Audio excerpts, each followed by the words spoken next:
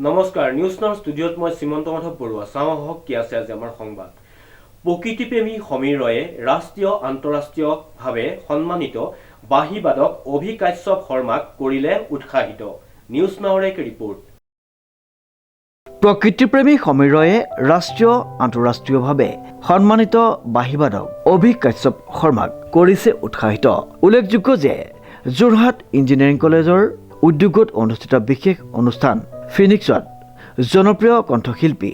নীল আকাশৰ চিত্ৰ অংকন কৰি ৰাষ্ট্ৰীয় আন্তঃৰাষ্ট্ৰীয়ভাৱে সন্মানিত কণমানি বাঁহীবাদক অভি কাশ্যপ শৰ্মাই প্ৰদান কৰে শিল্পীগৰাকীক উক্ত অনুষ্ঠানতে প্ৰকৃতিপ্ৰেমী সমীৰই উপস্থিত থাকি কণমানি বাঁহীবাদকগৰাকীক উৎসাহিত কৰে কষ্ট কৰিছে সঁচাকৈ প্ৰশংসনীয় মই মানুহজনক এইটো কাৰণে ভাল পাওঁ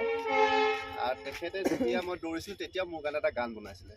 এনেকুৱা নহয় আজি নহয় তেওঁ যোৱা 20 বছৰে কৰি আছে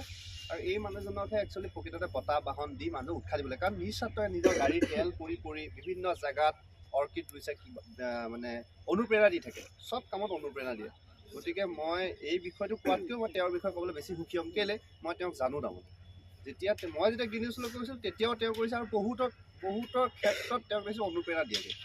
তো মানুহে কামটো কৰি থাকোঁতে প্ৰশংসা নকৰে মই ভাবোঁ কামটো কৰি থাকোঁতে প্ৰশংসা কৰিব লাগে তেতিয়া দুটা কাম কৰিবলৈ বেছি সুবিধা পায় গতিকে এখেতক এটা যুগ এটা হাত ধৰিছোঁ গতিকে আপোনাৰ এই প্ৰচেষ্টা অব্যাহত থাকক আগবাঢ়ি যাওক আৰু এই যিখন স্কুলত আজি আপুনি কলেজত আপুনি অৰ্কিড ৰোপণ কৰিলে কাৰণ এওঁলোকৰ মুখকেইখনতে প্ৰতিভা আছে বুলি গম পোৱা যায় সমীৰ ৰয়ৰ ৰিপৰ্ট নিউজ নাও